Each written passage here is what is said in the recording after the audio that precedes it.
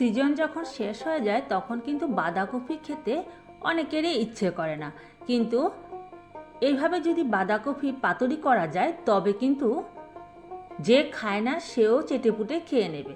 তবে এদিকে দেখতে পাচ্ছেন বন্ধুরা, এখানে আমি কিছুটা বাঁধাকপি কেটে নিয়েছি। এবার বাঁধাকপিটাকে আমি কিছুটা নুন জলে আমি সেদ্ধ করে নিয়েছি 2 থেকে 3 মিনিটের মতো। সেদ্ধ করে এই যে একটা বাটিতে তুলে নিয়েছি।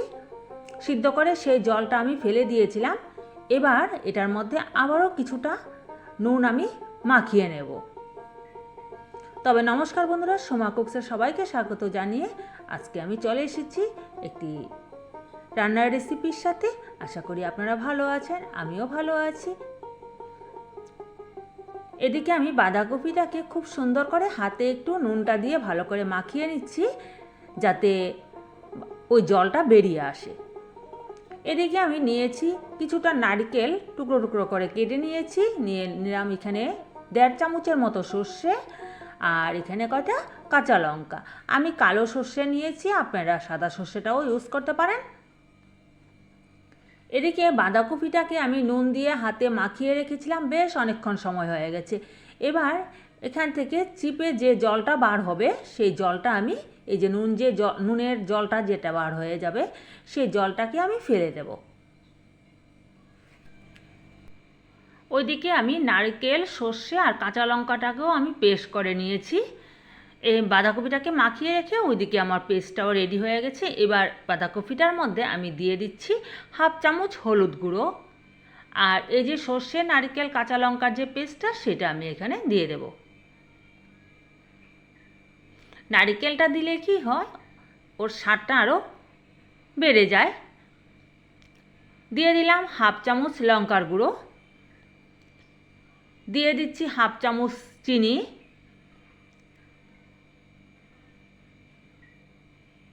নুনটা আমি এখন দিচ্ছি না, কারণ বাঁধাকপিতে নুনটা দেওয়া ছিল, আর ওইদিকে সর্ষে আর নারকেলটা যখন পেস্ট করেছিলাম সেখানেও আমি একটু নুন দিয়ে দিয়েছিলাম।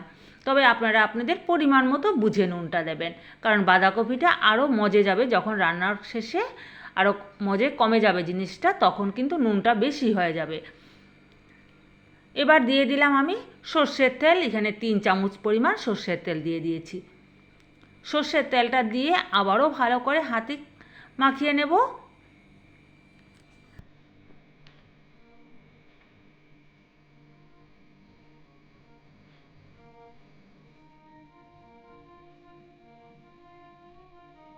এবার ওইদিকে আমি কড়াইয়ের মধ্যে একটা প্যান বসিয়ে আসছি, সেই প্যানটার মধ্যে দিয়ে দিচ্ছি আমি সর্ষের তেল। রান্নাটা সর্ষের তেলই, আর যেহেতু পাতুরি সবসময় সর্ষের তেলই ভালো লাগে খেতে, দিয়ে দিলাম এখানে 2 চামচ পরিমাণ সর্ষের তেল। তেলটা যখন গরম হয়ে যাবে, গরম হয়ে যাওয়ার পর দিয়ে দিলাম কয়টা কালো জিরে ফোড়ন।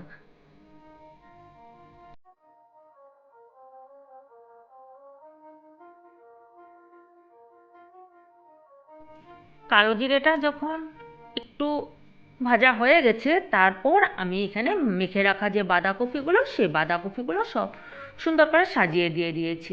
এবার বাটিটা ধুয়ে সামান্য একটু জল আমি এখানে দিয়ে দিলাম, যাতে সেদ্ধ হয়ে যায়। বাঁধাকপিগুলো মোটামুটি আমার সেদ্ধ হয়ে গেছে, আমি যখন নুন দিয়ে প্রথম সিদ্ধ করে নিয়েছিলাম। কিছুক্ষণ আমি ঢাকা দিয়ে রেখে দিয়েছিলাম, ঢাকাটা খুলে এবার আমি এটাকে একটু নেড়ে দেবো।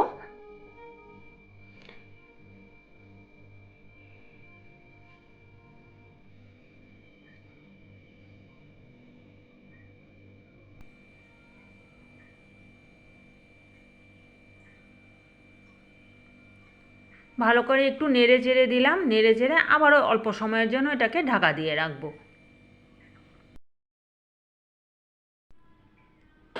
এভাবে কিছুক্ষণ ঢাকা দিয়ে রাখার পর, ঢাকাটা খুলে নেওয়ার পর বোঝাই যাবে যে বাঁধাকপিটা সুন্দর ভাজা হয়ে গেছে, এই যে একটা কালারই চলে আসছে। এইভাবে কিছুক্ষণ, এখন আমি গ্যাসের আঁচটা বাড়িয়ে দিলাম, ফুল স্টিমে দিয়ে আমি আরও একটু কিছুক্ষণ সময় নাড়াচাড়া করে এটাকে ভেজে নেব। এবার নামানোর আগে আমি দিয়ে দেব 2টো কাঁচা লঙ্কা, চিড়ে রেখে দিয়েছিলাম সেই কাঁচা লঙ্কা 2টো, আর সামান্য একটু ধনেপাতা কুচি। দিয়ে আমি নামিয়ে নেব। এখানে আমার আর নুনটা দেওয়ার দরকার পড়েনি, আমি একটু টেস্ট করে দেখে নিয়েছি, নুনের পরিমাণটা একদম পারফেক্ট আছে। তবে কেমন লাগলো বন্ধুরা আমার আজকের এই বাঁধাকপি রেসিপিটা, অবশ্যই কমেন্ট করে জানাবেন। আর আপনি যদি আমার চ্যানেলে নতুন বন্ধু হয়ে থাকেন তবে অবশ্যই আমার চ্যানেলটিকে সাবস্ক্রাইব করে পাশে থাকা যে বেল বোতামটি আছে সেটি অল করে দিয়ে আমার সঙ্গে থাকবেন। আর পুরনো বন্ধুদের জানাই অনেক ধন্যবাদ, এভাবেই পাশে থাকবেন, সাপোর্ট করে যাবেন, আমাকে এগিয়ে নেওয়ার জন্য সাহায্য করবেন। এই যে সমস্ত কিছু দিয়ে আমি একটু নেড়ে চেড়ে এবার একটা প্লেটের মধ্যে আমি তুলে নিচ্ছি। তবে আজকের মতো ভিডিওটা এখানেই শেষ করছি। আপনারা সবাই ভালো থাকবেন, সুস্থ থাকবেন। আবারও নিয়ে আসবো কোনো এক রান্নার রেসিপির সাথে। ততক্ষণের জন্য বাই বাই।